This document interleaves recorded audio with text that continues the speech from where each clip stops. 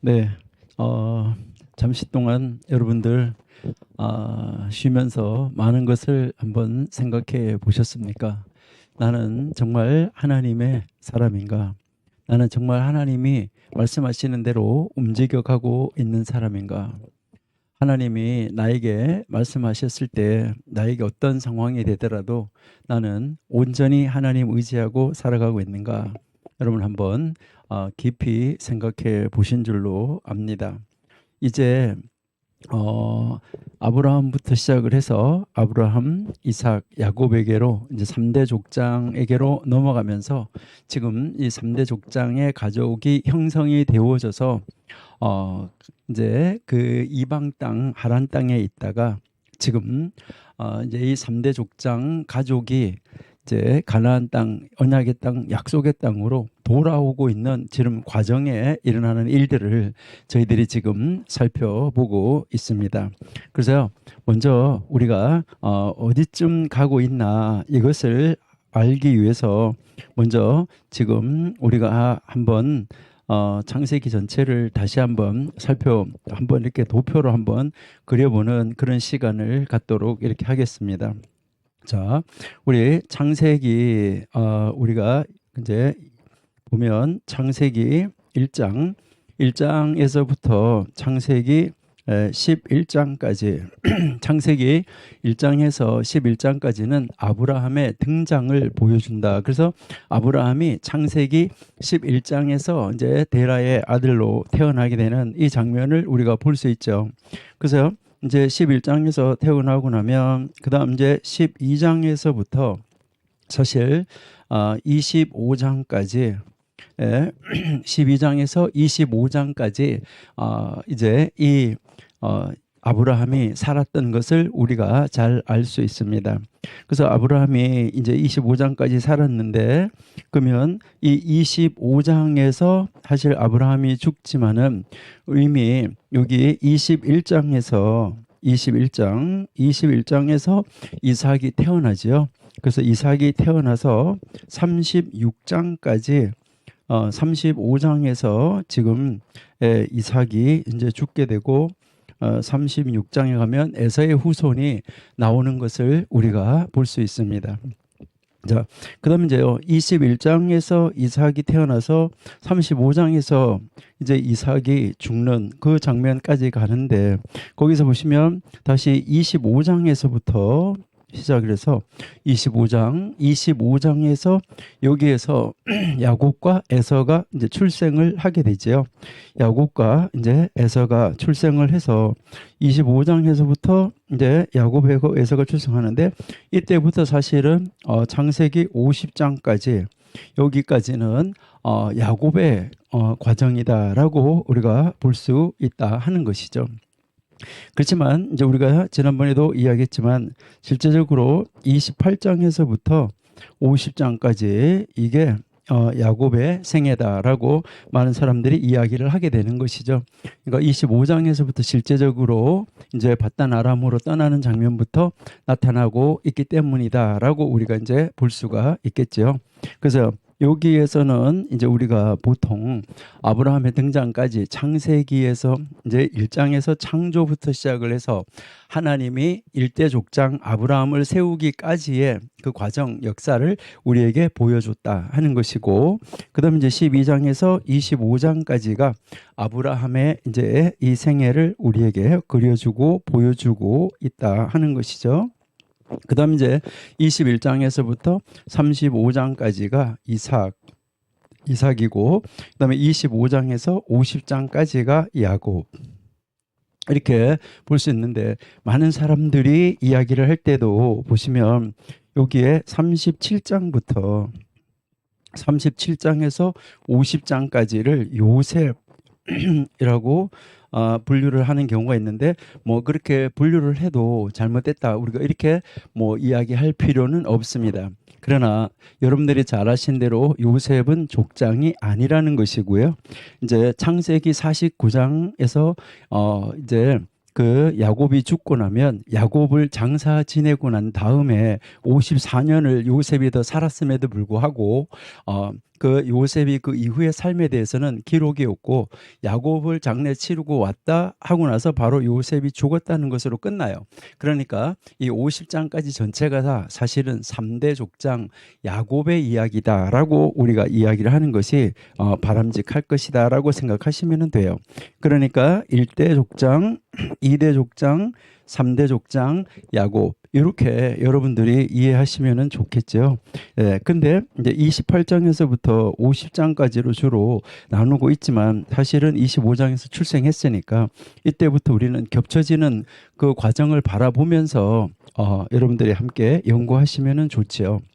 이렇게 했을 때 여기에서 이제 야곱이 출생을 했어요. 출생을 해서 이제 이 36장까지 여기에 이 창세기 36장까지는 우리에게 무엇을 보여주냐 하면은 여기에서는 야곱이 개인적으로 하나님 앞으로 온전하게 돌아오는 그 역사를 보여주는 거예요. 그러니까 하나님에게로 돌아옴을 보여주는 것이고 37장에서부터 50장까지는 야곱 가족이 어떻게 이집트로 이민 가게 됐나 하는 이민 역사를 보여주고 있다. 이렇게 보시면 되죠. 그러니까 이집트로 이민을 갔는데 이민 간 역사를 보여주는데 그 이민 간 역사를 보여주는데 거기에 다리 역할을 한 사람, 교량적인 역할을 한 사람이 누구냐면 요셉이지 이 37장에서 50장까지가 요셉을 이야기하려고 하는 것은 아니다. 그러니까 야곱 가족이 3대 족장 가족이 어떻게 이집트로 이민을 가게 됐는가 하는 거 이것을 상세하게 가르쳐 주는 것이 37장에서 50장까지의 역사다라고 여러분들이 이제 살펴보시면 되겠죠.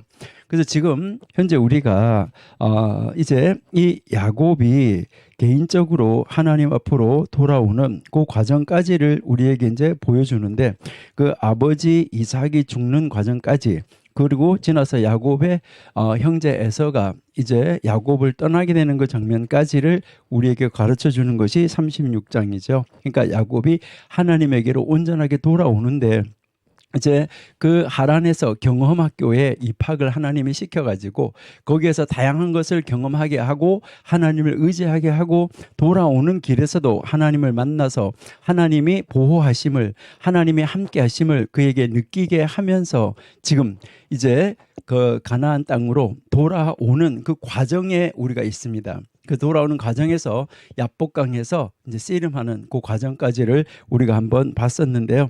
먼저 우리가 그것을 한번 우리가 지도로 한번 볼 수 있으면 한번 살펴보도록 이렇게 하겠습니다. 예.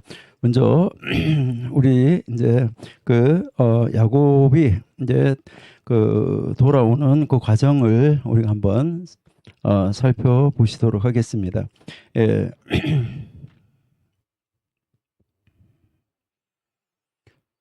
이거 뭐 찾으려고 하니까 빨리빨리 안 찾으는데요.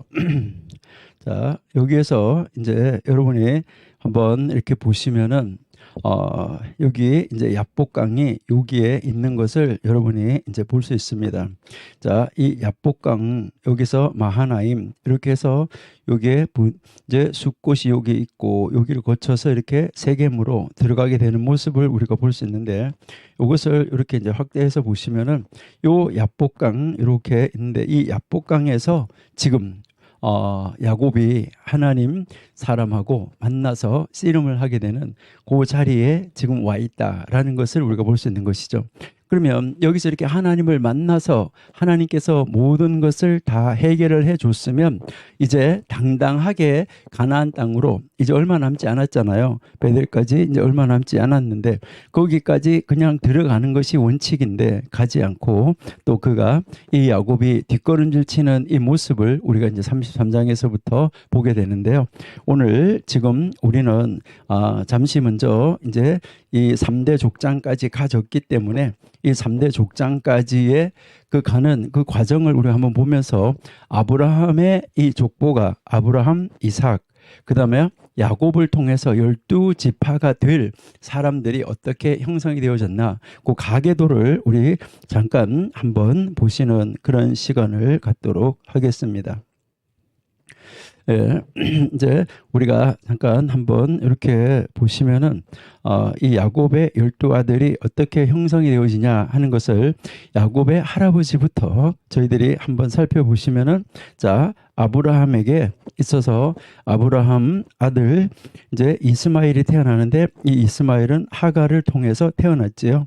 그리고 이제 아브라함이 사라를 통해서 이삭이 태어나게 되는 것을 우리가 이제 볼 수 있습니다.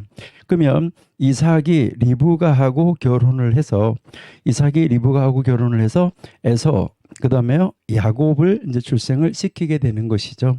그리고요, 이 야곱을 통해서 지금 우리에게 보여지는 것을 보면 이제 이 야곱이 레아를 통해서 이제 르우벤이 나고 시몬이 나고 레위가 나고 유다가 났지요. 이렇게 해서 네 아들이 먼저 태어난 다음에 그 다음 이제 이 라헬의 그 종 빌하를 통해서 두 아들이 태어나는 것이죠. 단과 납달리가 이제 태어나는 것이죠. 5번, 6번, 다섯 번째, 여섯 번째로 태어나고 그러니까 또 여기에서 아까 우리가 막 경쟁한다고 그랬는데 그 경쟁하는 것을 통해서 결국은 레아가 자기의 종 실바를 줘가지고 또 아들이 태어나게 하는데 여기에서 가시라는 아들과 아셀이라는 아들이 이렇게 태어나게끔 되어졌다 하는 것을 우리가 볼 수 있어요. 자, 그리고 나니까 이제 하나님께서 무엇을 이제 하시게 되냐 하는 것이죠. 이제 이렇게 되고 나니까 하나님이 또 레아를 불쌍히 여기게 되는데 사실은 이제 이 레아를 불쌍히 여긴 것이 아니라 하나님이 이제 이 라헬의 마음을 통해서 다시 또 레아에게로 남편을 보내게 되죠. 그 합한 채 때문에.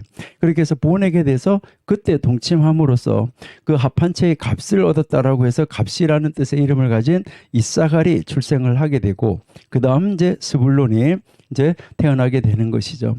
이렇게 해서 결국 레아에게서 태어난 아들이 몇 명이냐? 레아에게서 태어난 아들이 6명이다 하는 것이죠. 여기에서 이 번호는 아들 태어난 순서를 말하는 것이죠.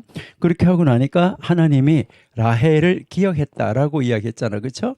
라헬을 하나님이 기억해가지고 아들을 주셨는데 바로 그 아들이 누굽니까? 이제 이 라헬을 통해서 아들이 났는데 요셉. 더한다 그랬잖아요. 그죠? 그래서 아들 하나를 더해 줬지요. 이렇게 더하게 되고 결국은 이제 요셉을 통해서 아들 두 사람이 태어나는데 므낫세하고 에브라임 이 아들이 탄생을 하게 된다 하는 거.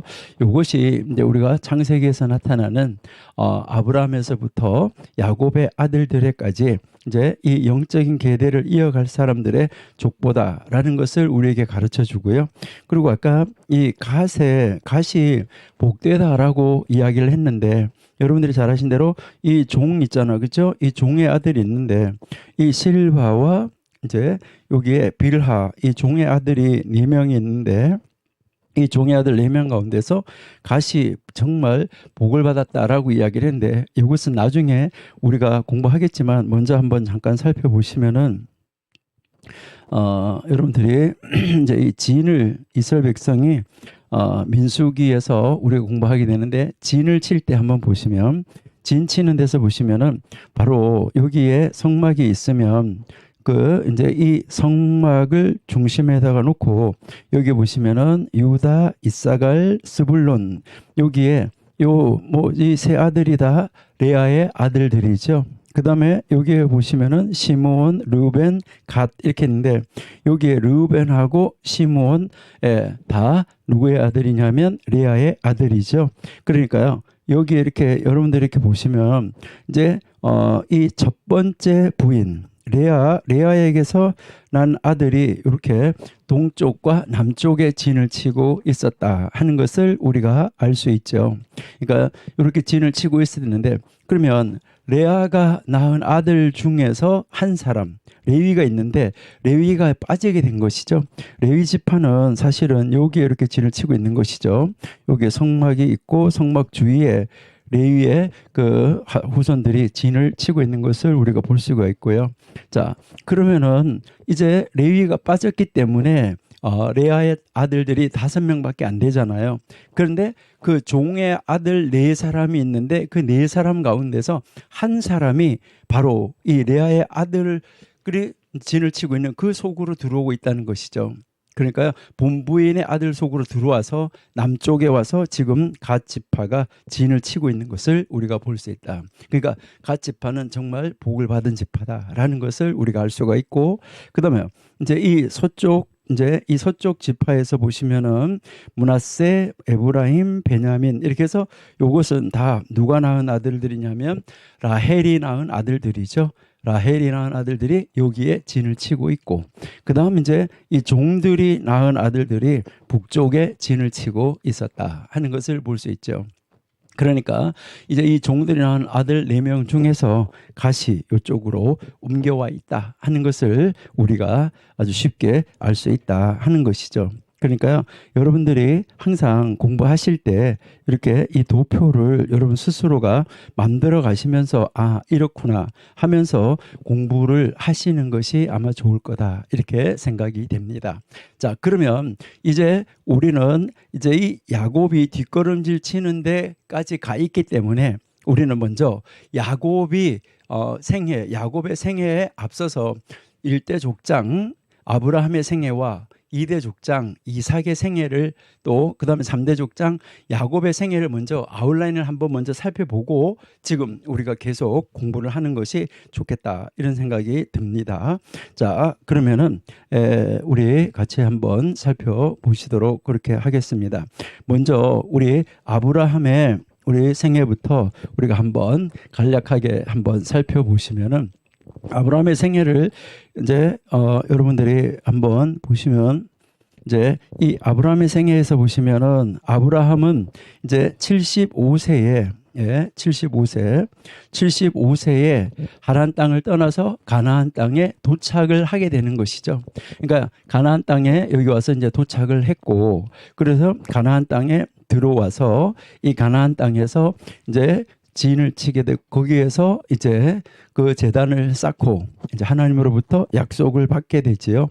그다음에 이제 85세에서 86세 때까지 10년 동안 아이가 없었댔는데 여기에서 이제 아브라함과 하갈 사이에서 이스마엘이 태어나는 것을 볼 수 있죠. 그래서 우리가 10년 동안 아이가 없으니까 집에서 길리온 자를 후사로 삼겠다고 그랬었는데 하나님이 아니라고 말하고 바로 이제 너의 태에서 나야 된다라고 이야기를 했는데 이때 사라가 이제 자기의 몸종하고 동침을 해서 아이를 낳아라. 그것이 그 시대의 이제 하나의 문화 풍습이라고 이야기를 했죠. 그렇게 해서 85세에 임신을 해서 86세에 결국 이스마엘이 탄생하는 것을 우리가 볼 수 있죠.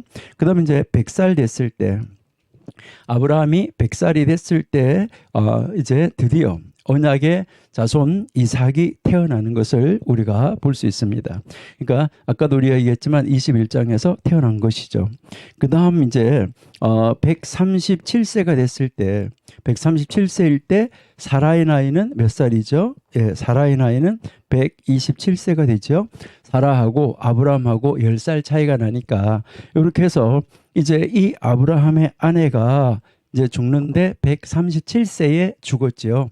그러니까 137세에 죽고 그 다음에 이제 140세가 됐을 때 이때 이삭의 나이가 40살이죠. 100살에 태어났으니까 이삭의 나이가 40살이 되는데 이때 리브가하고 이삭이 결혼을 하고 이때 이제 이 이삭도 자기 어머니가 돌아가신 거, 자기 어머니가 이제 그 3년 전에 돌아가신 것에 대한 슬픔을 이제 이삭이 리브가하고 결혼함으로 말미암아 그 슬픔에 대한 것을 위로받았다라고 이야기를 하고 이렇게 됐을 때 그 이후에 아브라함이 다시 장가를 들어서 자녀들을 출생을 하는 이 모습을 우리가 볼 수 있죠. 그렇게 하고 나서 35세를 더 살고 35년을 더 살고 아브라함이 175세에 죽었다 하는 거, 이것을 우리가 한번 이렇게 대략적으로 머리에다가 넣어놓고 이제 다음에 우리가 이삭의 생애를 한번 또 보시면은 좋지 않을까 이렇게 이제 생각이 됩니다. 자, 그러면 우리가 이삭의 생애 한번 보시면은 이제 이삭은 37세가 됐을 때 이삭이 37세가 됐을 때 이때 아브라함의 나이가 몇 살입니까? 100살에 이삭이 태어났으니까 이삭이 37세일 때 아브라함의 나이는 137세지요. 그러니까 아브라함이 137세 때 사라는 120살이라고 그랬잖아요. 127세라고 그랬잖아요. 그래서 사라가 127세에 죽었죠. 그러니까 이때 이삭의 바로 어머니, 이제 그 이삭의 어머니가 리브가가 이제 이삭의 어머니 이 사라가 여기서 이제 죽게 되는 것이죠. 이제 죽고 그 다음에 이삭이 이제 리브가하고 40살에 결혼을 하지요.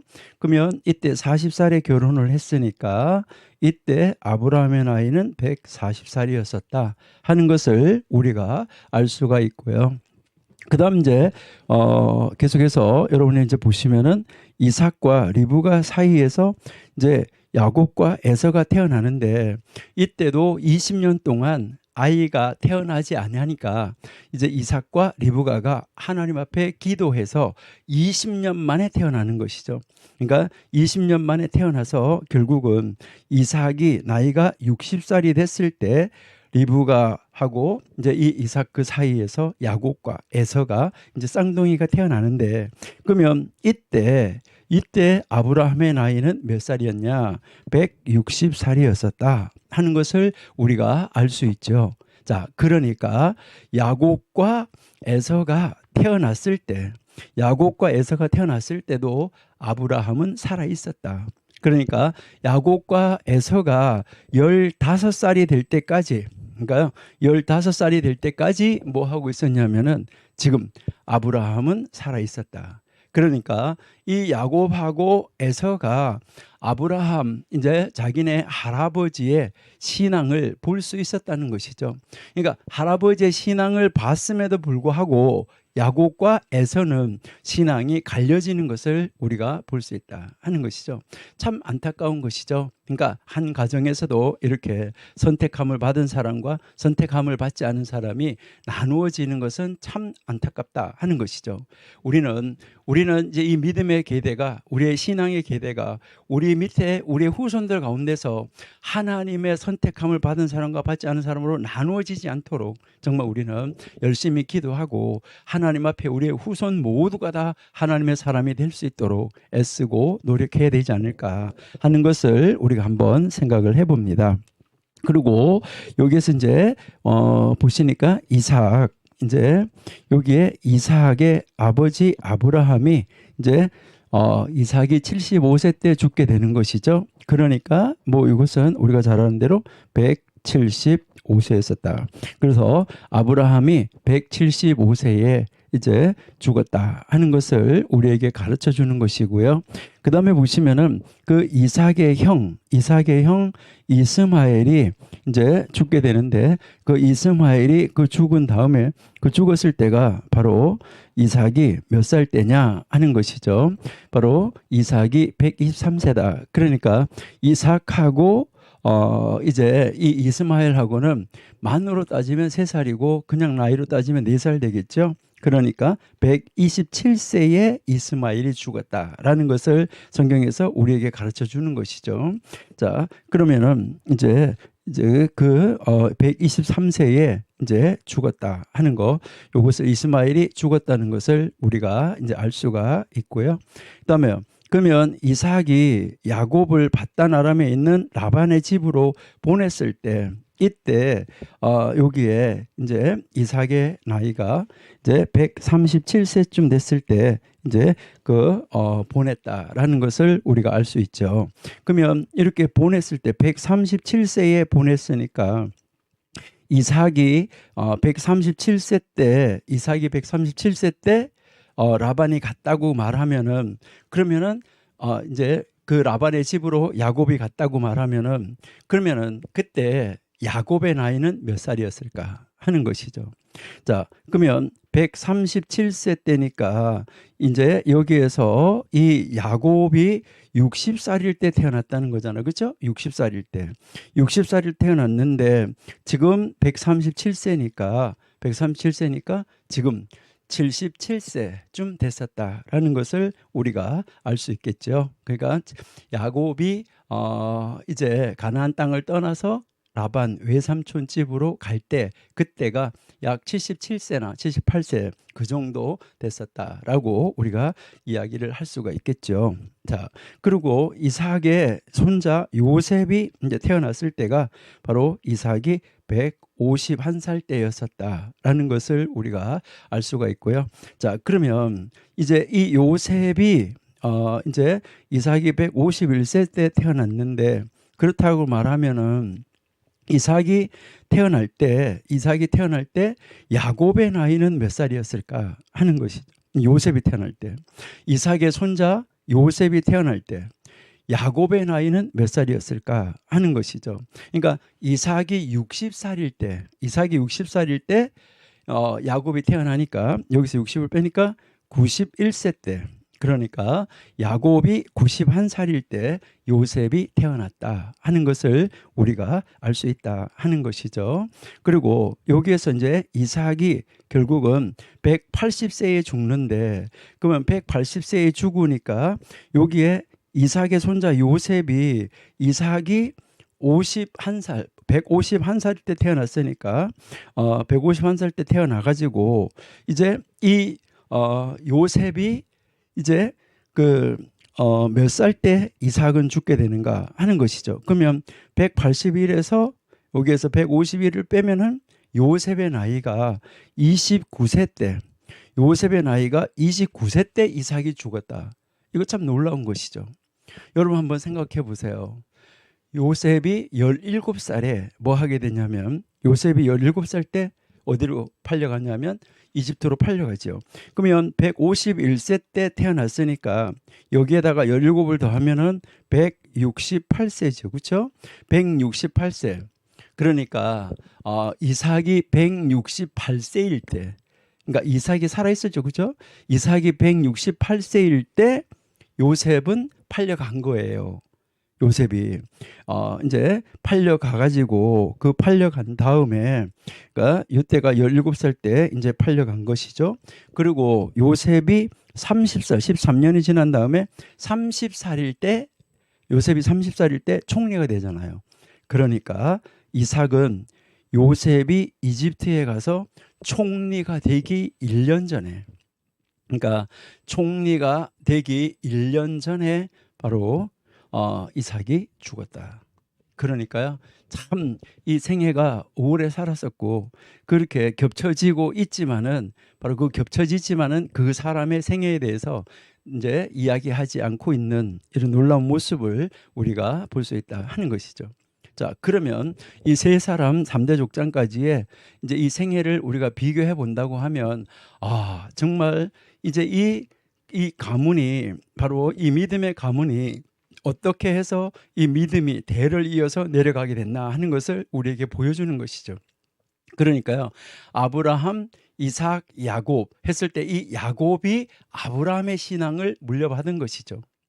그리고 이 요셉도 누구의 신앙을 물려받냐면은 자기의 할아버지 야곱, 이제 이삭의 신앙을 물려받게 되는 이 모습을 우리에게 가르쳐 주고 있다 하는 것이죠. 그러니까 우리가 정말 이 영적인 계대를, 영적인 대를, 신앙의 대를 정말 이어나가는 거, 이거 굉장히 놀라운 복이라는 것을 우리에게 가르쳐 주고 있습니다. 자, 그러면 이제 우리 야곱의 생애를 한번 보시면은 이제 이 야곱의 생애를 한번 여러분에게 이제 한번 우리가 살펴보신다고 하면, 야곱은 바로 이 야곱의 할아버지 아브라함이 이제 죽었는데 그때가 언제냐? 아까 이야기했죠? 우리가 75세, 그러니까 15년 동안 같이 살았다고 이야기했잖아요. 왜 그러냐라고 이야기했을 때 우리가 아까 이야기한 대로 이제 아브라함이 100살일 때 이삭의 아버지, 이제 그 야곱의 아버지인 이삭이 태어나잖아요. 아브라함이 100살일 때 이 야곱의 아버지 이삭이 태어났다. 그러면 이삭이 60살일 때 야곱을 낳잖아요. 야곱을 낳고, 그러니까 그때가 160살이 되고, 160살이고 그다음에 이제 160살인데 그 160살에서 15년을 더 살아서 아브라함이 175살을 살고 죽었으니까 야곱의 할아버지 아브라함이 죽을 때 야곱은 15살이었었다. 그러니까 결국 야곱은 자기 할아버지 일대 족장인 자기 할아버지하고 15년을 같이 살았었다 하는 것을 우리에게 가르쳐 주는 것이죠. 그 다음에 야곱이 하란에 있는 라반에게로 보냄을 받을 때가 아까 우리가 77세에서 78세쯤 된다라고 이야기를 했고요. 그 다음에 야곱이 레아 라헬하고 결혼을 하는 것이 7년이 지났을 때니까 84세가 되겠죠. 그 다음에 야곱과 라헬 사이에 요셉이 태어날 때가 91세다. 그러니까 이게 이제 91세인데 이때가 이삭이 바로 151세다라고 이야기를 한 거죠. 그러니까 이삭이 151세 때 이제 151세 때 이제 요셉이 태어났고 그다음에요. 야곱이 이제 라반에게서 가나안으로 도망쳐서 올 때 이제 20년이 지난 다음이니까 97세였었다 하는 것을 우리가 알 수가 있고요. 그다음에 야곱의 아들이 요셉을 노예로 팔 때, 요셉을 노예로 팔을 때, 이럴 때가 바로 야곱의 나이가 몇 살이냐? 바로 108세다. 왜 그러냐? 왜 108세냐 하면은 91살 때 요셉이 태어났는데 요셉이 17살 때 팔려가니까 108세 때죠. 그죠?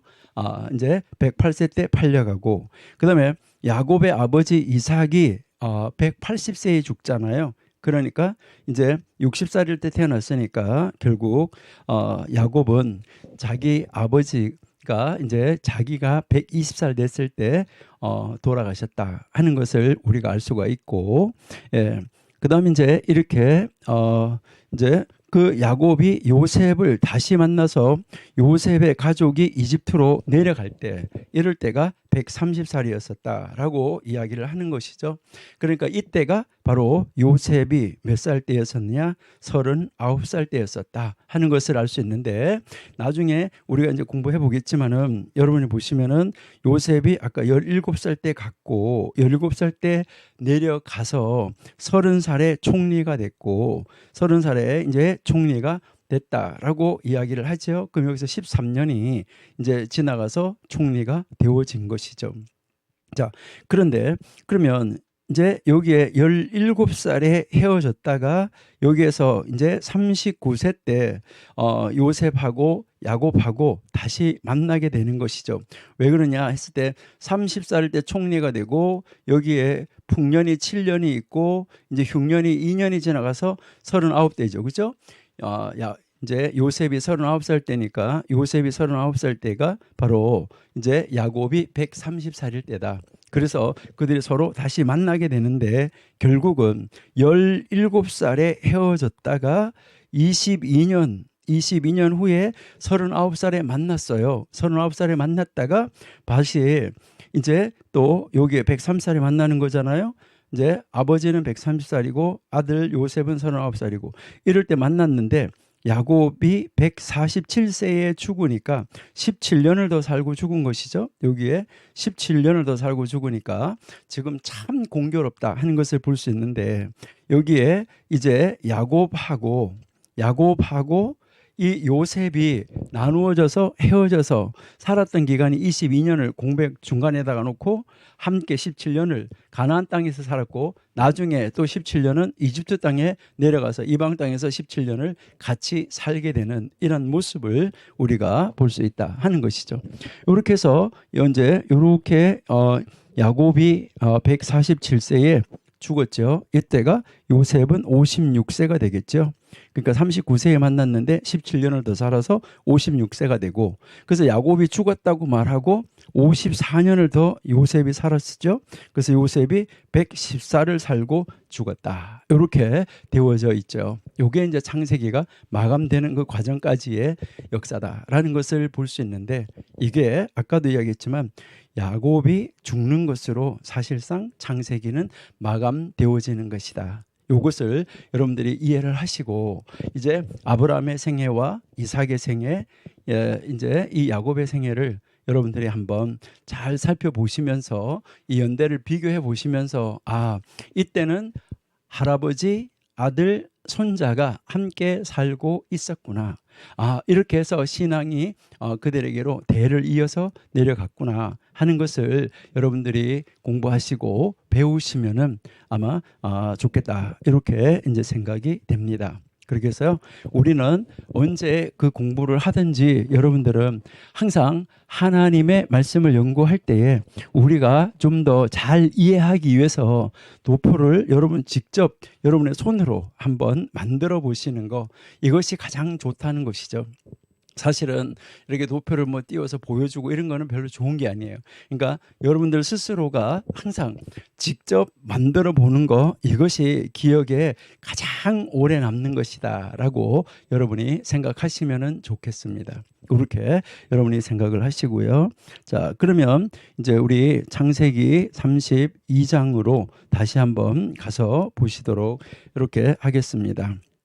예, 창세기 우리 32장으로 다시 한번 가서 보시면은 여기에 이제 야곱이 분이엘에서 이제 그 씨름을 했다라고 이야기를 하는데 밤을 지새고 이제 그 형을 위하여서 모든 것을 다 준비를 한 다음에 맡기고 있는데 이때 이제 여기에서 이제 한 사람이 나타나서 이제 하나님의 사람이 나타나서 야곱하고 이제 밤새도록 씨름을 하게 되는 이 모습을 우리가 볼 수가 있는 것이죠. 자, 여기 한번 보시면은 이제 24절인데, 자, 24절에 보시니까 야곱이 홀로 남았더니 어떤 사람이 날이 새도록 야곱과 씨름했다. 그러니까요, 이제 어떤 사람이 야곱에게 덮쳤다라고 이야기를 하는 것이죠. 그리고 여기에서 자기가 야곱을 이기지 못함을, 여기서 이제 아까 우리가 얘기했는데 어떻게 하나님의 사람이 사람을 이기지 못하느냐, 이거를 보고 야곱의 허벅지 관절을 쳤다. 그래서 이제 이것이 바로 무엇을 말하냐면은 뭐 아까 이제 이야기했던 대로 뭐 하게 되냐면 이제 이 사람들이 무엇을 한 것이냐, 이제 바로 반칙을 했다라고 이야기를 하는 것이죠. 그래서 이제 이 야곱이 그 사람하고 씨름할 때 바로 그 관절이 어긋났다라고 이야기를 하고, 그리고요 날이 새려고 하니까, 날이 밝아지려고 하니까 가게 하라. 그러니까 이제 이 야곱이 뭐라고 말하냐면 나에게 축복하지 않으면 가게 하지 아니하겠다라고 이야기를 하고, 이름이 뭐냐 이렇게 하고 이제 그 이스라엘이라고 부르라라고 이야기를 하고, 이것이 바로 하나님과 사람들과 겨루어서 이겼다는 말이다라고 이야기를 하고, 야곱이 이제 당신의 이름을 알려달라고 이야기를 하니까 왜 이름을 묻느냐라고 하고 거기에서 야곱에게 이제 축복을 하는 이 장면을 우리가 볼 수가 있습니다. 자, 여기에서 이제 아까 이야기했지만은 많은 사람들은 좀 이상하다라고 이야기를 하는 것이죠. 왜 야곱아 하면은 되지. 그리고 무슨 이기지 못하느냐? 이것은 말이 안 된다. 그리고 이제 왜 날이 새려고 하니까 가려고 하게 하느냐, 이것이죠. 그러니까 심지어 어떤 사람들 뭐라고까지 이야기를 하냐 하면 날이 새려고 하니까 가게 하라, 이 말은 이제 밤새도록 씨름을 하는데 날이 새려고 하니까, 여러분이 잘 아시는 대로 이제 이 악한 것들은 밤에 기운을 쓰다가 이제 해가 뜨려고 하면 기운을 못 쓴다는 것이죠. 그러니까요, 여러분들이 동양의 뭐 흡혈귀 아니면 서양의 드라큘라처럼 이제 날이 새려고 하면 기운을 못 쓰기 때문에 내가 날이 새려고 하니까 나를 보내달라라고 이야기를 하고 있었다라는 것이죠. 자, 그러는데 여기에서 이제 축복을 해달라라고 이야기를 하는데 야곱은 하나님의 영의 도우심으로 악한 것들과 싸워서 이기고 그 악한 것들로부터도 복을 얻어냈다라고 이렇게 설교하는 그런 이제 설교하는 그런 설교집, 이런 책들도 있습니다. 그러니까요, 여러분들은 어디에서 그렇게 근거하고 그런 말씀을 할까, 이것을 여러분이 한번 생각해 보시면서 여러분들도요, 정말 하나님의 말씀 안에서 하나님이 정말 그렇게 하셨을까? 여기서 우리가 생각할 수 있는 것은 하나님은 하나님의 방법을 사용하시는데 어떤 방법을 사용하실지, 뭐 우리 하나님이 항상 아브라함아 불렀다 그래가지고 여기서도 야고바 하고 부르고 나타나야 되느냐? 이것은 아니라는 것이죠. 그러니까요, 하나님이 하시는 방법은, 하나님은 각 사람을 다루실 때 그 사람을 어떻게 다뤄야 되는지, 하나님은 그 사람의 속성을 정확하게 알고 있다는 것이죠. 그 사람의 속성을 정확하게 알고 있기 때문에 야곱은 이렇게 다뤄야 된다는 것을 하나님이 잘 아시고, 야곱이 하나님의 사람으로 돌려놓고 야곱에게 복을 주시기 위한 그 장면에서 하나님의 방법을 사용한 것이지, 이것이 뭐 이제 그 드라큘라나 이런 것을 사용을 해서 거기에 야복강을 지키고 있는 강의 정령하고, 강의 정령이 나타나서 싸우게 하고, 야곱은 그 강의 정령으로부터 무슨 이제 복을 받아내느냐, 무슨 하나님의 사람이 사단으로부터 복을 얻어내고 싸워서 이겨서 복을 받아내는 것입니까? 정말 우리가 그런 말씀을 들어보면 참 논리적이고 아주 딱 맞고 이렇게 생각할 수도 있어요. 그러나 우리는 하나님 말씀을 읽을 때 정말 조심해서 읽으시고, 하나님은 왜 여기에서 이 말씀을 이렇게 하셨을까? 이것을 가지고 깊이 인식하시고 연구하시는 것이 바람직하다라고 여러분은 생각하셔야지 돼요. 그래서 여기서 하나님은 하나님의 사람을 보내서, 하나님이 천사를 보내서, 메신저를 보내서, 사자를 보내서 이제 야곱과 늘 함께 하신다고 말씀하셨는데, 그래서 그 야곱을 하나님의 사람으로 차근차근히 하나님의 사람으로 온전하게 세우시는 과정에 있었던 것이지, 그렇게 하면서 이제 이 야곱을 이렇게 다루고 이렇게 다루고 하는 그 하나님의 방법이었었다라고 여러분들은 이해하시고 생각하시고 가는 것이 가장 바람직하다라고 여러분이 보시면 되겠습니다. 예, 자 그러면 이제 우리가 계속해서 창세기 33장을 우리 한번 보시도록 이렇게 이제 하겠습니다. 이제 창세기 33장에서는 드디어 이제 그렇게 야곱이 두려워하던 그 형 에서를 만나게 되는 장면을 우리가 볼 수 있는데요. 사실 하나님은 이미 그 야곱을 쫓아오던 라반이 있었잖아요. 그 쫓아오던 라반이 있었는데, 이 라반을 하나님이 이미 그 전날 저녁에 손을 보아 놓았잖아요. 그러니까 손대지 마라 뭐 이것도 아니라 아주 아예 어떤 말도 하지 마라라고 이야기하는 것을 우리가 볼 수 있었다 하는 것이죠. 그러니까 어떤 말도 하지 말라라고 이야기하는 것을 우리는 볼 수 있습니다. 그래서 라반이 이제 야반을 하나님이 이제 야곱에게 붙여주셨다라고 볼 수도 있는 것이죠. 그러니까 아무 말도 못하도록 만들어 주셨다 하는 것을 우리가 알 수 있습니다. 자, 그러는데 이제 그렇게 해 주셨는데, 이제 결국 하나님은 이제 우리가 잘 아는 것이지만은 에서도 하나님께서 다 우리 속된 말로 말해서 에서의 손을 보아 놓았다라는 것을 알 수가 있는 것이죠. 라반을 손보아 놓았다는 것처럼 다 손을 보아 놓았다는 것이죠. 그러나 이제 이 야곱은 에서를 만날 때까지도 이제 그 손을 보아 놓으신 것에 대해서, 하나님이 손보아 놓으신 것에 대해서 전혀 거기에 대해서 확신이 없었기 때문에 누구를 두려워하고 있었냐면 에서를 계속해서 두려워하고 있는 이 장면을 볼 수 있다는 것이죠. 그러니까 이제 이 야곱이 그 천사와 씨름을 할 때 거기에서 하나님이 이름을 바꾸어 주었음에도 불구하고, 너는 이런 사람이다, 하나님과 사람과 다 겨울어서 이기는 사람이야, 하나님이 함께하는 사람이야, 이런 확신을 주었음에도 불구하고, 그러니까 두려워하지 말고 에서를 만나라고 이런 확신을 주었음에도 불구하고, 이름을 바꾸어 주었음에도 불구하고 그 이름값을 해내지 못하고 과거의 이름에 얽매여 있는 이 모습을 우리에게 보여주고 있다 하는 것을 우리가 알 수 있습니다.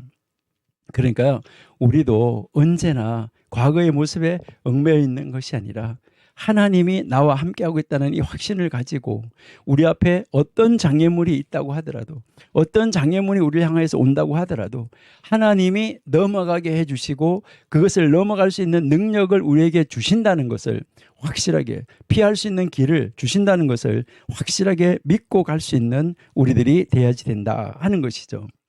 그래서 이제 그러니까 분이엘 이후에 하나님의 얼굴을 보고도 살아났다고 고백한 그 이후에도 야곱은 이스라엘의 자리로 이름이 바꾸어진 새 사람, 새로운 사람의 자리로 나가지 못하고 계속해서 이름이 야곱으로 불려지는 것은 아직까지 이스라엘로 거듭나지 못했기 때문이다. 그래서 계속 야곱이라는 이름이 불려지고 있다라는 것을 알 수 있어요. 아브라함은요, 아브라함에서 아브라함으로 바뀌어진 다음에 절대 아브라함이라는 이름으로 다시 불려지지가 않았어요.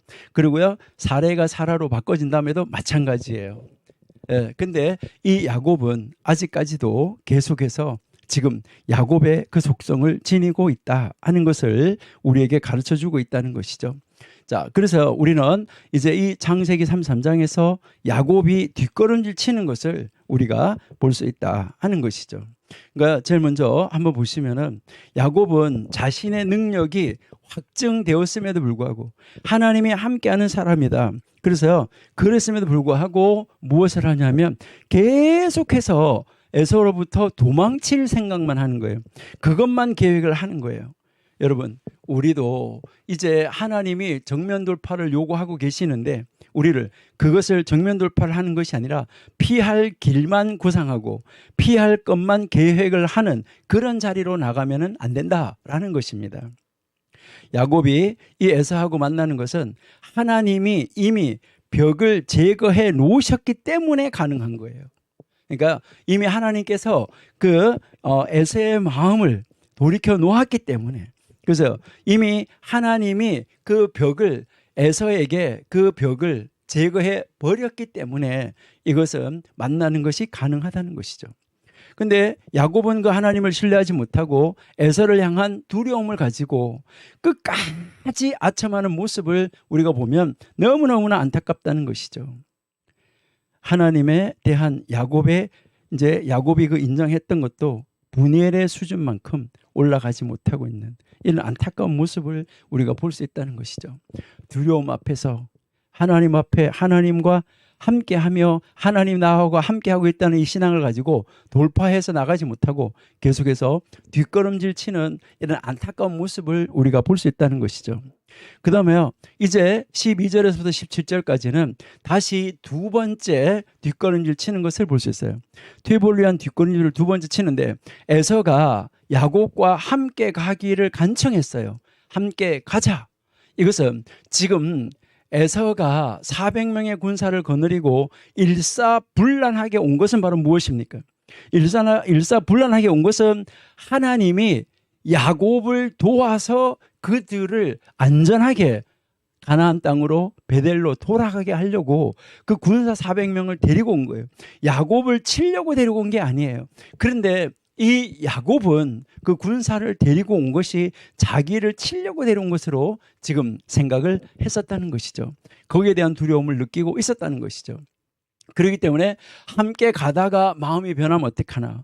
정말 이 두려움이 있어서 다시 뒷걸음질 치면서 야곱은 이 에서의 호의를 거절하는 것이죠. 아닙니다. 제가 뭐 유아도 있고 뭐도 있고 그래서 우리가 천천히 가겠습니다 라고 이야기하는 것이죠.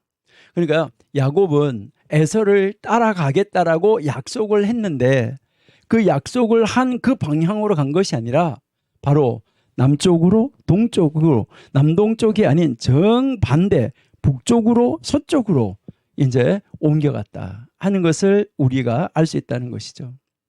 여기에서 이제 이 에서가 자기 동생 야곱이 가 있으면은 우리가 천천히 올라갈 것입니다 했는데 야곱을 기다리면서 에서는 다시 무슨 생각을 했을까? 이것을 우리가 한번 생각해 볼 필요가 있다는 것이죠. 여러분, 우리는 이 세상에 어떤 사람하고 만나서 약속을 할 때도 이 세상에 어떤 사람과 거래를 할 때도 여러분 우리는 하나님이 하라고 하면 정면 돌파로 가야지 되는 것이지 두려워할 필요가 없고 또 하나님 앞에 또 세상 사람들 앞에 약속을 했으면 그 약속한 대로 가는 것이 중요합니다. 그 약속을 피하여서 도망가는 것이 아닙니다. 이 도망가는 것은 다시 말해서 뭐 하는 것이죠? 신앙에서 이제 믿음에서 뒷걸음질 치는 것이다. 이것을 우리가 이제 생각을 해야지 됩니다. 그 다음에 17절 한번 보시면은 에서를 먼저 보낸 이 야곱이 바로 이 숫곳을 향하여 갔다는 것이죠. 그러니까 잠시 머문 것이 아니라 그곳에서 뭐 했어요? 집을 지었어요. 물론 이 숫곳에서는 목초지가 전혀 없었죠. 근데 베델에서 하나님께 했던 이 서원을 까마득하게 잊어버린, 거기서 얼마 안 간대잖아요. 가깝잖아요. 그러니까 하나님께 자기가 서원하고 자기가 약속했던 말을 잊어버리고 이제 그 숫곳에 가서 집을 짓고 거기에서 살려고 했었던, 거주하려고 했었던 이런 안타까운 모습, 이것이 다시 말하면 이제 퇴보를 향하는 세 번째 발걸음이었었다. 그러니까 하나님에게로 나아가지 못하고 이제 에서에게 약속한 대로 가지 못하고 지금 뭐 하고 있냐면 이제 피하여 가고 있는 이 안타까운 모습을 우리에게 보여주고 가르쳐주고 있다. 이렇게 여러분이 생각하시면 되겠죠. 얼마나 안타까운 모습입니까? 그리고요, 이제 18절에서 20절에 보시면은 퇴보를 위한 바로 네 번째 발걸음이 이제 이어지고 있는 것을 볼 수 있어요. 야곱은 이제 이 밧단 아람을 떠나가지고 이제 이 야곱이 밧단 아람을 떠나서 정말 이 안타까운 곳으로 이 가고 있는 모습을 우리에게 지금 보여주고 있는데요. 정말 이들이 정말 놀랍고 안타까운 모습이다 하는 것을 우리에게 가르쳐주고 있는데요. 우리는 정말 하나님이 우리에게 무엇을 요구하시는지 이 모습을 우리가 잘 볼 수 있어야지 되겠다 하는 것이죠. 네, 그러니까 여기에서 이제 결국 야곱은 이제 계속해서 뒷걸음질 쳐서 가는 이 신앙이 전진을 하는 것이 아니라 뒷걸음질 쳐가는 안타까운 모습을 볼 수 있다는 것이죠. 그래서 이제 야곱이 밧단 아람을 떠나서 가나안 땅 세겜성에 와서 머물게 되는 것이죠. 여러분, 여기에서 베델까지는 가깝잖아요. 거기로 가지 않고 세겜성에서 재산을 모두 가져오는 것이죠. 그리고 가나안에 완전 접근을 해서 문제를 일으키는 것인데, 제단을 쌓았던 것도 어떻게 보면 흉내만 낸 것인가. 정말 안타까운 것이죠. 진정한 헌신으로 쌓은 제단이었다 그러면, 정말 하나님 앞에 진실한 제단을, 진정한 제단을 쌓았다고 하면 불순종을 낳을 수 있을까? 그러니까 아브라함이 자기 아들을 하나님이 바치라고 할 때도 그 신실했기 때문에 거기에 제단을 쌓을 수가 있었다는 것이죠. 그러니까 신실한 제단을 쌓았다라고 하면 진정한 자기의 헌신, 자기를 깨뜨린 자아를 파쇄한 헌신으로 하나님 앞에 단을 쌓았다고 하면 불순종할 수가 없었다. 이것을 우리에게 가르쳐주고 있다 하는 것이죠. 그러니까 놀라운 정말 이 모습을 우리가 볼 수가 있는데요. 여기에 우리 창세기 33장을 우리가 다시 한번 묵상해 보면 야곱의 인생의 행보는 우리에게 정말 영적인 교훈을 많은 것을 주고 가르쳐 준다라는 것을 알 수가 있어요. 여기서 우리가 가르치는 것은 바로 뭡니까? 우리가 하나님을 믿는 성도로 구별되고 난 다음에도, 그러니까 우리가 정말 신앙생활을 잘하고 남들이 바라볼 때도 야, 정말 신앙이 좋다 이렇게 하면서 정말 다른 사람들한테 영향을 주고 또 다른 사람들한테 많은 전도도 하고 그렇게 한 그 이후일지라도, 그러니까 우리가 하나님의 사람으로 오랜 세월을 살아온 그 이후일지라도 우리가 충분히 뒷걸음질 칠 수 있다는 거, 이것을 우리에게 가르쳐 주는 거예요. 그러니까 우리가 정말 우리 자신이 뒷걸음질 치지 않도록 우리는 애쓰고 노력해야 되겠다는 거죠. 이 야곱이 지금 뒷걸음질 쳐가는 모습을 바라보면서 우리들도 우리 눈에 보이는 어떤 현실, 우리 눈에 보이는 두려움, 우리 눈에 보이는 어떤 어려운 환난 시련 때문에 혹시 우리의 신앙이 지금 뒷걸음질 쳐가고 있지는 아니한가? 이거 여러분이 한번 생각해 보시기를 바랍니다. 여러분, 이 어려움도 하나님은 날리려고 하면 한순간에 날려버릴 수가 있어요. 그러니까 하나님이 일을 하셔야지 되는 것이잖아요. 그러니까 우리는 온전히 하나님 의지하고 하나님이 가라 하면 가는 거예요. 어디의 자리라도요? 죽음의 자리라도. 다니엘의 세 친구가, 다니엘은 사자굴 속에, 그리고 다니엘의 세 친구는 그 불 속에, 물 속에 들어가면 죽는다는 걸 알지만은 그 속에 들어갈 수가 있었던 것이죠. 뒷걸음질 치지 말아야 된다 하는 것이죠. 그렇다면 우리가 퇴보하지 않는 길은 어떤 길일까? 여러분, 우리가 퇴보하지 않고 계속해서 앞으로 전진해서 갈 수 있는 것은 바로 성별은 계속되는 순종이 있을 때 유지할 수 있다. 우리가 하나님의 사람으로, 하나님의 아들로, 하나님의 딸로, 하나님의 종으로 계속해서 그 신분을 계속해서 끊임없이 유지할 수 있는 것은 언제냐? 말씀대로 순종이 있을 때 그 신분이 유지되어질 수 있다는 거예요. 여러분, 정말 우리는 하나님 앞에 구별된 사람으로 계속 걸어가서 뒷걸음질 치지 않는, 바로 이제 우리는 이제 뒤로 걸어가지 않는, 정말 하나님 앞에서 하나님 앞으로 걸어갈 수 있는 이런 하나님의 사람이 우리가 되어야 되지 않을까 하는 것을 한번 생각해 봅니다.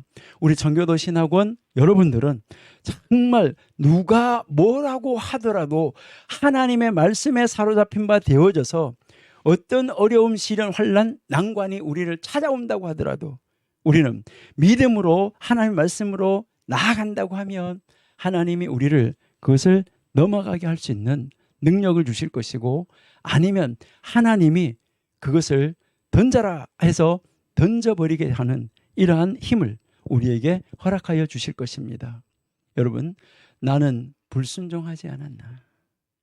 하나님께서 요구하시는 것은 계속하여서 하나님의 말씀에 신실하라, 하나님을 신뢰하고 하나님을 따르라 하는 것, 이것을 우리가 꼭 기억하고 지금 하나님의 지금 야곱을 그쪽으로 계속해서 지금 몰아가시고 계시는 거예요. 그렇게 해가기를 원하셔서 하나님이 계속해서 인도해 가시는데 야곱은 끊임없이 뒷걸음질 치는 이 안타까운 모습을 우리가 볼 수 있는데, 우리는 그 모습으로 가지 말고 빨리 하나님의 길로 들어서는, 이제 나중에 후에 가서 이 야곱이 모든 것을 내려놓고 하나님 앞으로 돌아오는 그 장면을 우리가 볼 수가 있는데, 그렇게까지 가지 말고 막판까지 가지 말고 우리는 막다른 길까지 가기 전에 우리 빨리 하나님 뜻을 알아차리고 하나님 앞으로 나오는 우리들이 돼서, 우리 믿는 사람들이 돼서, 우리 청교도 신학원생들이 다 돼서 우리가 한 마음으로 기도한다고 하면 이 어려운 전염병도, 이 어려운 모든 시기도 쉽게 넘어갈 수 있지 않을까, 이것을 우리가 한번 생각해 봅니다. 우리 하나님의 말씀에 아주 철저하게 정말 신실하게 순종해 나가는 우리들이 될 수 있기를 바랍니다. 예, 자, 그러면 우리 3, 4장으로 이제 가보겠습니다. 야곱이 결국 계속하여서 뒷걸음질 친 그 결과가 어떻게 나타나나 하는 것을 우리에게 보여주고 있습니다. 우리는 이것을 교훈 삼아서 우리는 뒷걸음질 치지 말고 정말 하나님 앞으로 전진해 갈 수 있는 우리들이 될 수 있기를 소망하고 우리는 기대합니다. 네, 자, 그러면 우리 창세기 3, 4장 한번 보시면은 결국은 야곱의 딸, 이제 12명의 아들과 하나의 딸, 이 디나, 그러니까 레아가 낳은 이 딸 하나, 이 디나가 결국은 이제 정말 이제 이 디나가 안타까운 일을 당하는, 정말 수치를 당하는 이러한 이 모습을 우리가 볼 수 있는 것이죠. 정말 하나님의 사람이 이렇게 치욕스러움을 당하는 이런 것을 우리가 볼 수 있다 하는 것이죠. 그러니까 이 야곱이 바로 이 숫곳하고 세겜에서 몇 년 동안 체류를 하게 되는데, 베델에서 경험, 이 서원 다 잊어버리고 세겜에서 결국은 딸 디나가 이제 정말 어려운 일을 당하는, 강간을 당하는 참 안타까운 일을 볼 수가 있는데, 이게 바로 언제입니까? 하나님하고 씨름을 한 이후예요. 분이엘 이후예요. 하나님의 얼굴을 대면하여서 만난 이후라는 것이죠. 이게 정말 안타깝다는 것이죠. 여러분, 우리도 충분히 이럴 수 있다는 거 꼭 기억하시고, 혹시 나는 지금 이런 자리에 있지 않는가, 우리가 다시 한번 돌이켜 볼 수 있는, 이제 우리가 되었으면 좋겠습니다. 우리는요, 너는 그러냐, 나는 그런 얘기 아니라 우리가 한번 하나님 말씀 앞에서 우리의 자신을 돌이켜 세워볼 수 있는 우리들이 되어야 되겠다 하는 것이죠. 자, 그러면 3, 4장 1절에 우리가 한번 보시니까 심상치 않은 위험이 나타나는 것이죠. 디나가 이제 그 세겜 땅에 있는 그 여인들을 보러 나갔지요. 이 세겜 땅은 가족, 이제 이 가축대를 위해서 위치가 좋아서 야곱이 선택한 곳이죠. 베델로 올라가지 않고 가나안 가까이 있는 것은 아주 위험한데 이 악한 사회, 약해진 이 야곱이 굉장히 지금 위험에 빠지게 되는 이 모습을 볼 수 있습니다. 여기서 약해졌다는 것은 계속해서 뒷걸음질 친 모습이라는 말이에요. 그러니까 결국 디나가 그곳에 나갔다가 이제 강간을 당하게 되는 것을 볼 수 있어요.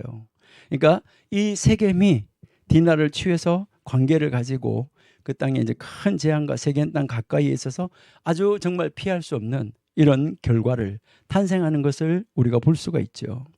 그래서 3절에서 12절에 보시니까 이제 그 세겜 사람들이 야곱의 집에 와가지고 무엇을 하냐면 제안을 하는 거예요. 근데 이때 디나를 데리고 오지는 않았던 것으로 보이죠.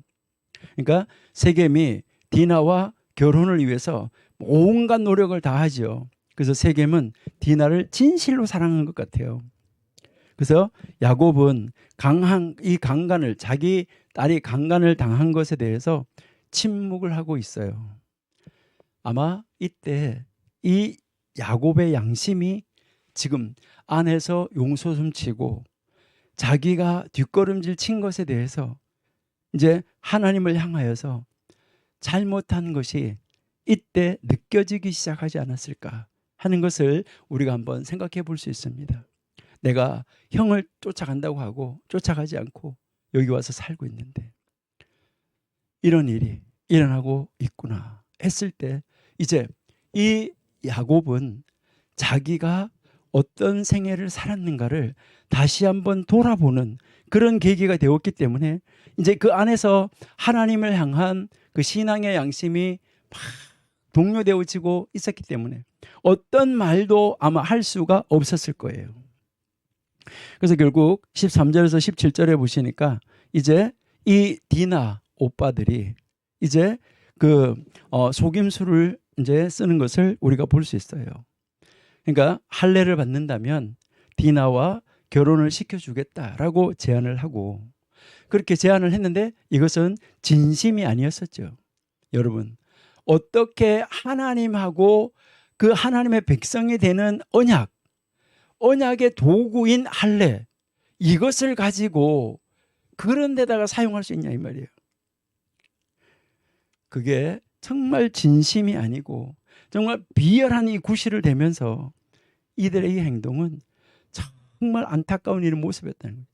여러분, 아버지가 신앙이 퇴보하는 것을 바라보고 이 아들들도 이 신앙이 완전히 바닥을 치는 데까지 신앙이 떨어지지 않았나. 그래서 그 하나님의 이름을 정말 악한 것의 도구로 사용하고 있는 거 이거 정말 안타까운 것입니다. 할례의 요구는 솔직하고 자연스러운 것처럼 보였지만은 그들의 이 마음의 동기, 그들의 이 계획은 정말 악한 것이었었다 하는 것을 우리에게 보여주고 가르쳐주고 있습니다. 정말 안타까운 일이죠. 그래서 18절에서부터 29절에서는 이 신뢰와 배신이 모두 잘 나타나 있는 것이죠. 세겜 사람들은 오히려 이 사람들을 하나님의 사람이라고 신뢰했어요. 그랬는데 이 신뢰했던 그 사람들로부터 배신을 당했어요. 여러분, 하나님의 사람이 그 세상 사람이 하나님의 사람을 신뢰하고 있는데 그 신뢰 받는 그 사람이 바로 하나님을 믿지 않는 이 사람들을 배신하면 될까? 우리는 이 세상 사람들과 함께 친구로 동료로 살아가고 있고 직장에서도 하나님 믿는 사람, 하나님 믿지 않는 사람이 함께 섞여서 있는데 하나님을 믿는 사람인 우리가 이제 하나님 믿지 않는 그 사람들에게, 우리 동료들에게, 우리 이웃들에게 어느 정도의 신뢰를 줄 수 있는가?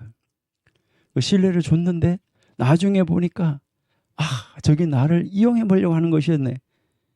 이렇게 느껴진다고 하면 그 사람들이 나중에 하나님을 믿을까? 그들이 하나님을 신뢰할 수 있을까? 우리 깊이 한번 생각해 볼 수 있는 우리들이 돼야지 되겠다 하는 것을 우리가 한번 생각을 해봅니다. 예, 이렇게 해서 이 하몰 그의 아들 이 세겜은 할례 조건을 받아들이잖아요. 신뢰하잖아요. 야곱의 아들들의 목적은 바로 종교적 가면을 썼다는 거예요. 종교적 가면을 쓰고 뭐 한 거예요? 아주 잔인하게 됐다는 거죠. 여러분, 이게 어떻게 보면 십자가가 칼로 변하는 이런 안타까운 모습을 우리에게 보여주고 있는 거예요. 복수심을 키우고 있었다는 거잖아요. 할례로 이 고통당하는 세겜성 모든 남자들을 바로 디나의 오빠 시몬, 레이가 가서 모두 죽이고, 이제 다른 형제들은 바로 이제 이 세겜, 그 세겜성에 있는 이 모든 소유를 약탈을 하고 디나를 찾아오는 이 모습을 우리가 볼 수 있습니다. 그때 이제 야곱이 입을 열어서 자기 아들들에게 말을 하지요. 책망을 하는 것이죠. 이 야곱의 책망은 바로 나약하고 이기적이고 죄에 대해서 책망하지 않고 자기 자신에 대해서 언급하고 있는 이 안타까운 모습을 우리가 볼 수 있어요. 우리 한번 보실까요? 30절, 31절 우리 한번 같이 한번 살펴보시도록 하겠습니다. 네, 우리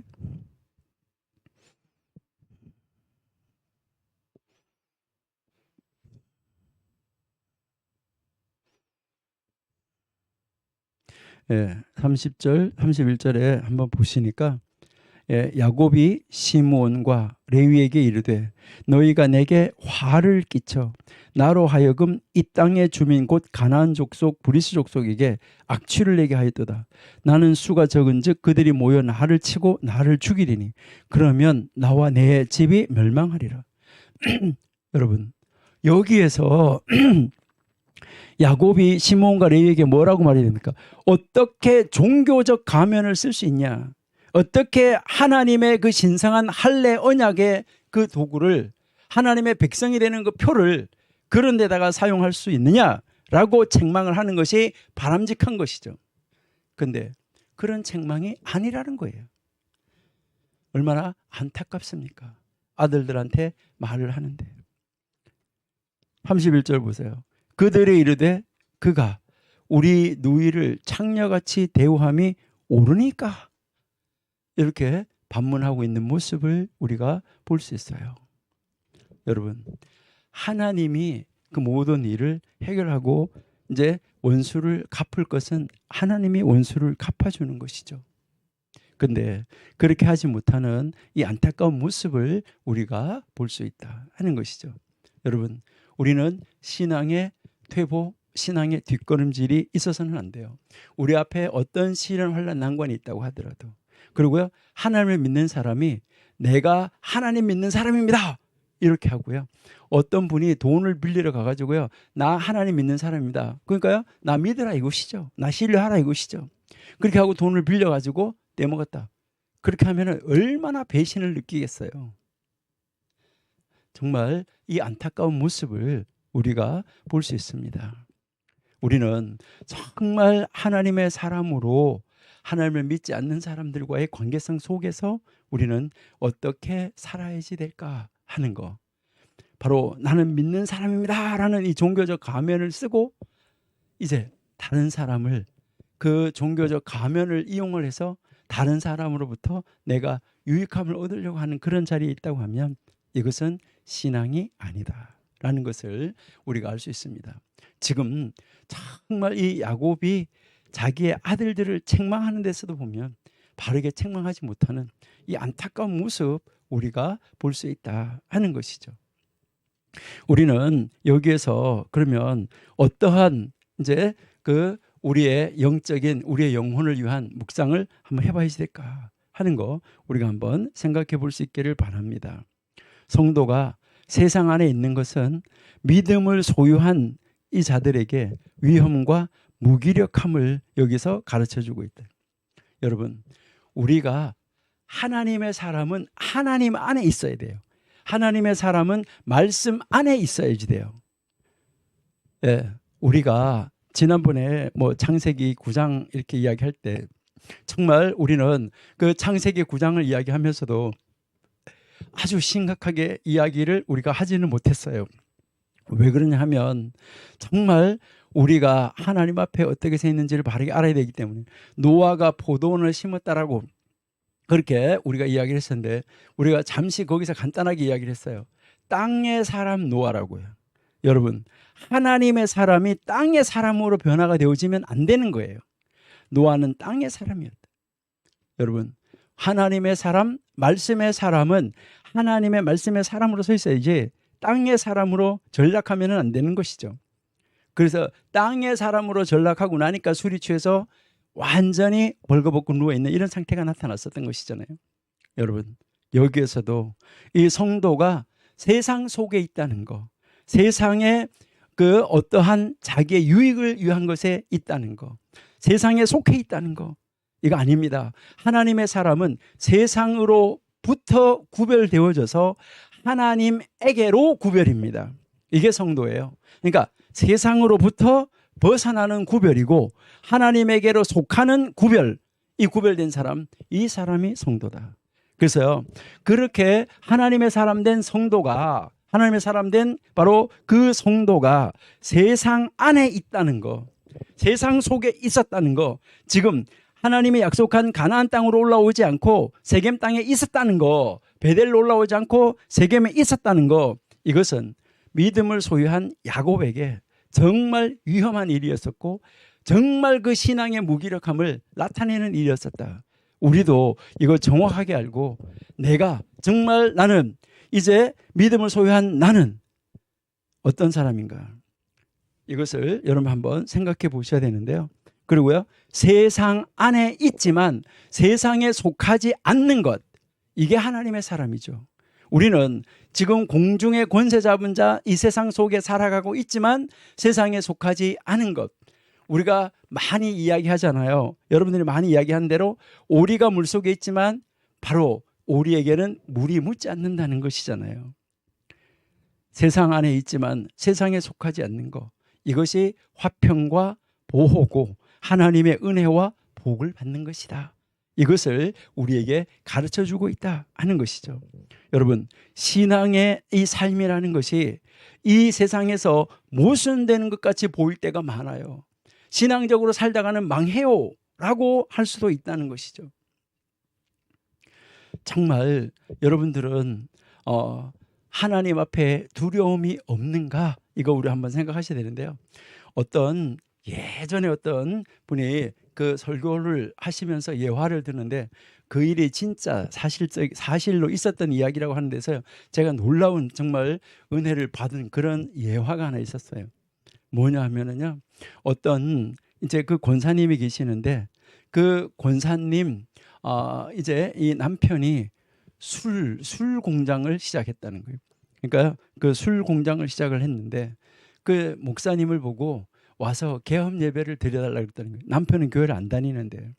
그래서 이제 목사님이 그 말씀을 듣고 가서 예배를 안 드릴 수는 없고 뭐라고 예배하고 뭐라고 설교해야 되냐. 그래서 가서 설교를 하는데 뭐라고 했냐면요, 하나님, 이 술집이, 이 술 만드는 공장이 하나님의 뜻이 아니라고 하면 하루속히 망하게 해주시고 다른 사업을 할 수 있도록, 하나님의 뜻에 합당한 사업을 할 수 있도록 해달라고 그렇게 기도했다는 거예요. 설교하고요. 그리고 오니까요, 이제 이 권사님은 죽었구나, 이제 교회 다니지 마라, 난리가 나겠구나라고 생각을 했다는 거예요. 그랬는데 그날 예배가 끝나고 집에 가서 남편이 이 술공장, 이 술집 정리하자, 그리고 다른 사업을 하자. 야, 당신이 믿는 그 하나님, 당신이 섬기는 그 교회, 당신이 출석하는 그 교회 목사님은 진짜 목사님이더라 라고 이야기했다는 거예요. 정말 그렇게 가서 설교할 수가 있을까 하는 것이죠. 여러분, 이제 이 신앙의 삶이라는 것이 세상 속에서 모순되는 것 같지만은 모순이 되지 않는 거예요. 이것이 바로 모든 것을 다루시는 하나님의 섭리요, 이게요 하나님의 보호하심이요, 하나님의 은혜 주심이라는 것이죠. 세상에 속하지 않는 이 신앙인들에게 주어지는 것이죠.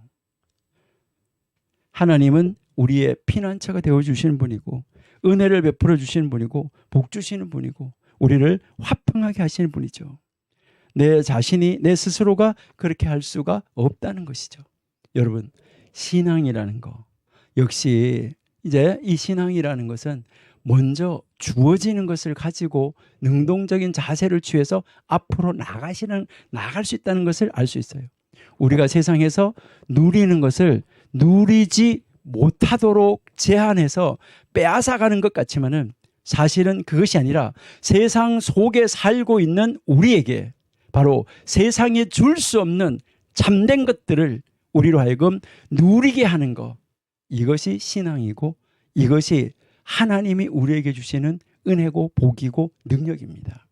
우리는 이런 위대한 일들을 우리가 겪는 참된 신앙의 정말 이 즐거움이고 행복이라는 것, 이것을 아시고 우리는 절대 뒷걸음질 치는 그런 신앙을 가지는 그런 사람이 되지 않았으면 좋겠습니다.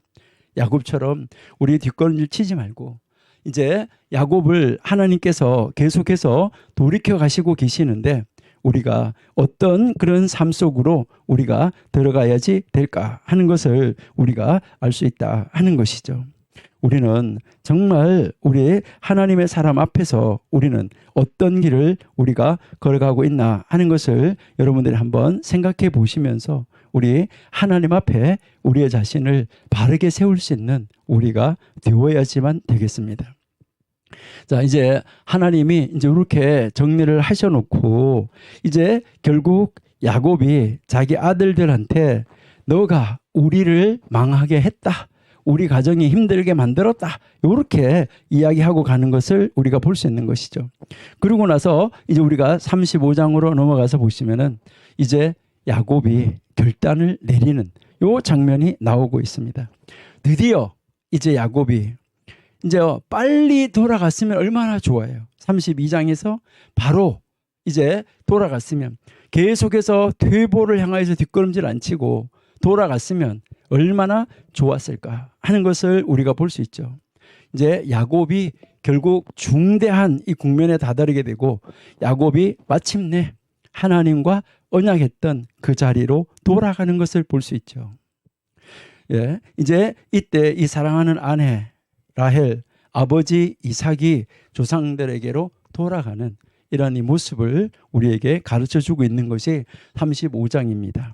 그러니까 이제 완전하게 야곱을 족장의 믿음으로 신앙으로 세우신 다음에, 온전한 족장으로 세운 다음에 2대 족장 이제 이삭이 죽는 거예요.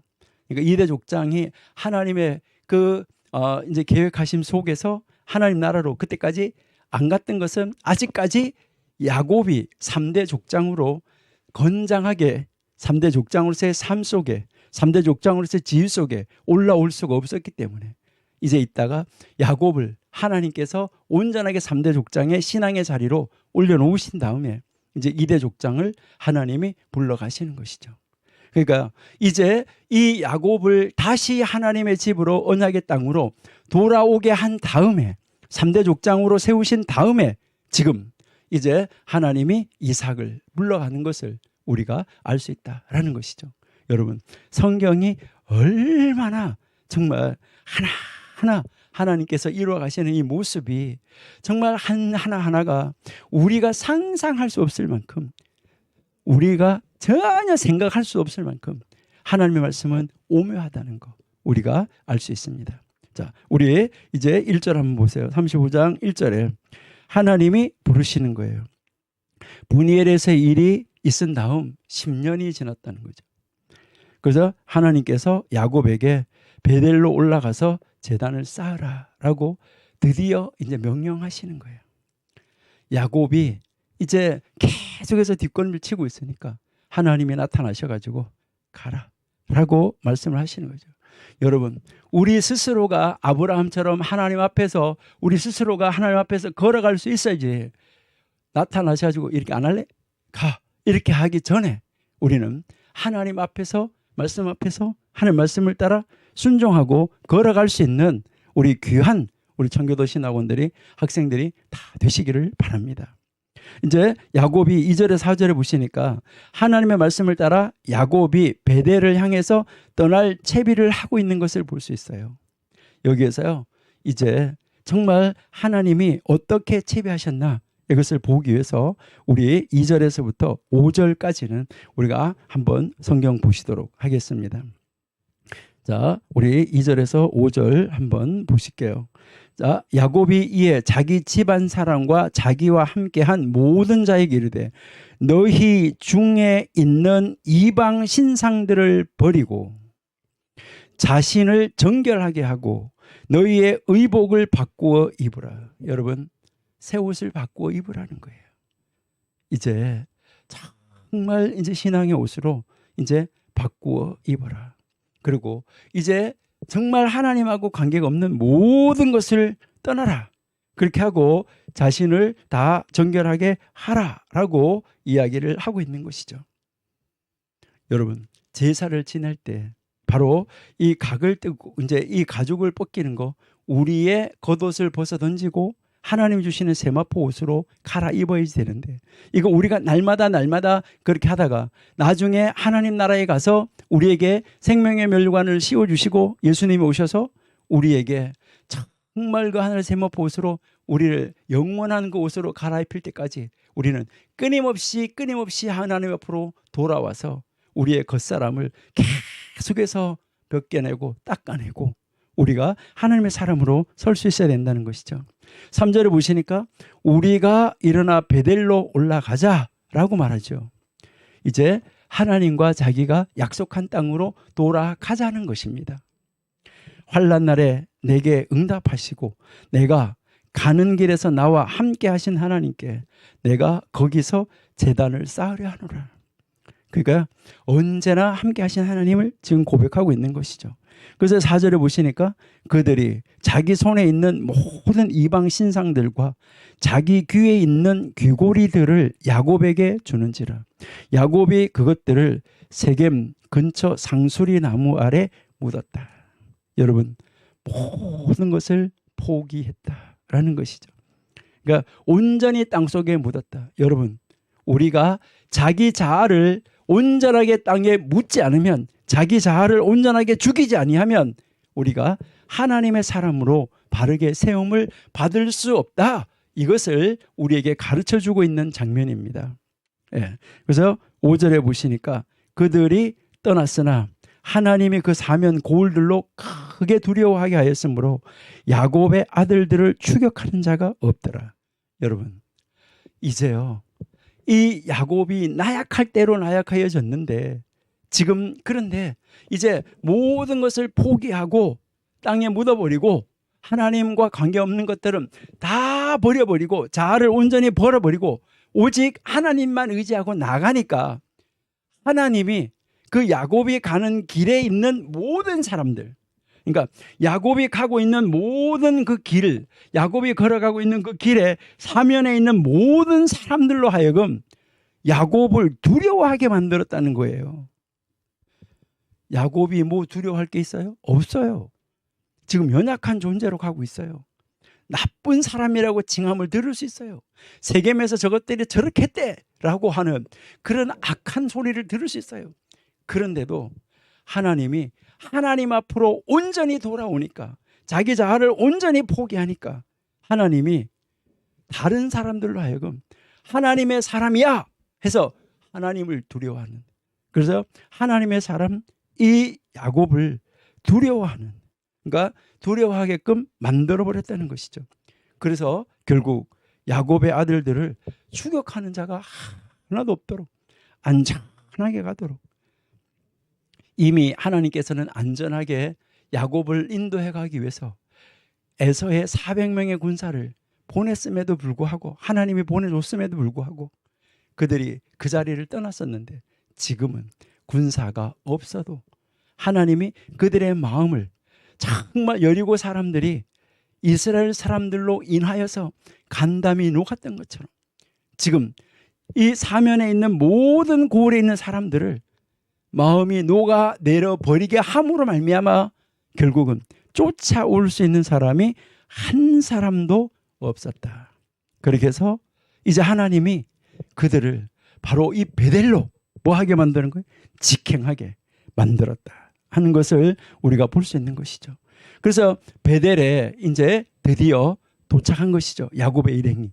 그래서 베델에 도착하고 나서 베델의 하나님 이름을 부르면서 제단을 쌓고 거기에서 하나님을 다시 한번 부르게 되는, 야곱이 33장 20절에서처럼 자신만 생각함이 아닌 여기에서 하나님을 생각하는 것을 우리에게 암시해 주고 있다라는 것이죠.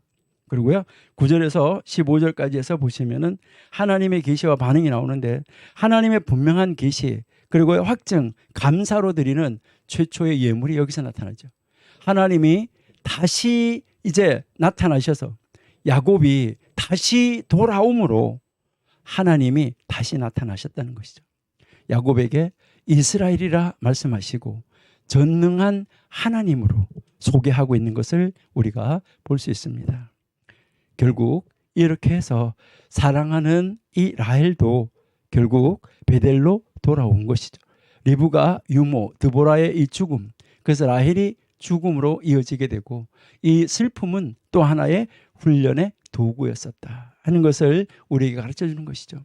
그리고 21절, 22절에서 보시면은 르우벤이 이제 다시 범죄하게 되는데, 이스라엘 이름으로 하나님의 능력으로 이제 이 슬픔을 맞이하게 되고, 이 르우벤이 바로 이 첫째 베냐민이 막내로 이제 이 아들들의 명단이 쫙 나오는 것이죠.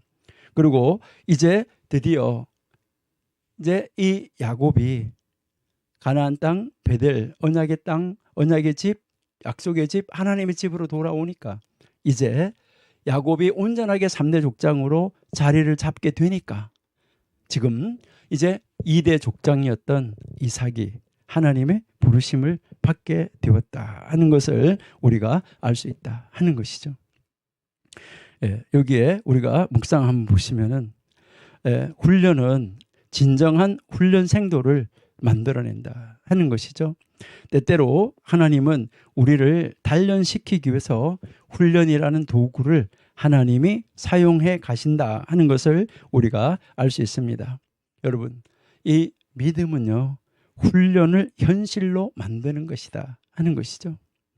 시험에 대처하는 방법은 우리가 하나님을 신뢰하고 하나님을 의지하는 것, 이것만이 우리가 이제 이 시험을 이길 수 있는 방법이다 하는 것을 오늘 우리는 이제 이 창세기 35장을 통해서 우리가 배울 수 있고 알 수 있다 하는 것입니다. 그렇기 때문에 믿음으로 우리는 훈련을 이겨낼 수 있다라는 것이죠. 여러분, 우리는 지금 어떤 믿음을 가지고 이 세상을 향하여서 달려가고 있습니까?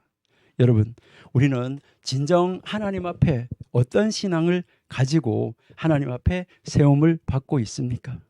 우리 하나님이 나를 어떻게 어떤 자리에 들어서 나에게 무슨 일을 맡기시기 위하여서 나를 청교도 신학원에 보내셨는가? 여러분, 다시 한번 우리 생각하시면서 우리가 이 야곱이 뒷걸음질 치는 모습을 바라보면서 우리 뒷걸음질 치지 마시고 하나님이 진실로 기뻐하는 자리, 하나님이 진실로 원하는 말씀의 자리, 아버지 하나님께서 나에게 요구하시는 자리, 그 자리를 떠나지 아니하고 그 자리를 지키고 우리는 하나님이 기뻐하시는 일을 우리 마음껏 정말 신앙으로 말씀으로 또 의지하고 하나님의 구별된 사람으로 이 세상 속에 속하여 살아가고 있지만 이 세상에 속하여 있지만 이 세상에 속하지 않은 사람, 하나님의 사람으로 정말 하나님의 뜻을 이루는 자리로 나아갈 수 있는 이러한 여러분들이 되시기를 바랍니다. 그래서 다음 주에 우리가 계속해서 공부할 것은 이제 에서의 후손으로부터 시작을 해서 넘어가게 되는데, 이 에서의 후손도 하나님이 에서에게 축복을 한 대로 많은 방백들을 세워주게 되는데, 이 에서의 족보가 상당히 복잡한데요. 여러분들은 이 에서의 족보를 다음 주에 한번 그림으로 그려보시는 여러분들이 되시기를 바랍니다. 그래서 그 에서의 족보를 하나 바르게 멋있게 그려가지고 여러분들이 이렇게 이루어졌구나, 그래서 이렇게 방백이 많았구나 하는 것을 바라보면서, 이렇게 에서의 후손들은 왕을 세우고 방백을 세우고 그런 사람들이 나왔을 때 믿음의 사람 야곱은 무슨 일을 하고 있었나, 이것을 동시대에 그들이 살았던 모습을 한번 보면서 비교해 보면서 우리는 어떻게 살아야 될까 하는 것을 다시 한번 여러분들이 결심하고 다짐할 수 있는 그런 자리로 나가는 우리가 되었으면 좋겠습니다. 예. 그래서 하나님이 기뻐하는 자리, 하나님이 원하는 자리, 아버지 하나님께서 나를 사용하시기를 원하는 자리로 나아가는, 날마다 순간마다 하나님과 동행하는 우리 멋있는 청교도 신학원생 다 되시기를 바랍니다. 하나님 감사합니다. 하나님께서 지금까지 지켜주심을 감사합니다. 아버지, 저희들이 이 3대 족장의 그 역사를 살펴보면서 하나님께서 이삭을 왜 여기 와서 죽게 하였는가, 우리가 깊이 생각해 볼 수 있도록 도와 주옵소서. 우리는 온전히 하나님의 사람으로, 내가 하나님의 일을 맡은 사람으로, 하나님의 일을 이루는 사람으로 우리 청교도 신학원생들 아버지 하나님이 세워주셨는데, 하나님이 원하는 그 자리에서 하나님이 원하시는 일을 하나님이 원하시는 그 방법으로 이루어갈 수 있는 속속들이 하나님의 사람, 세상에 속하여 있지만 세상과 구별된 사람으로 많은 사람들에게 저 사람은 하나님의 사람이라는 신뢰를 주고, 그 신뢰를 끝까지 잃지 않도록 지켜감으로 말미암아 그들을 하나님께로 인도해낼 수 있는 능력을 소유한 하나님의 사람 청교도 신학원생 다 되게 하여 주옵소서. 예수님의 이름으로 감사하며 기도드립니다. 아멘.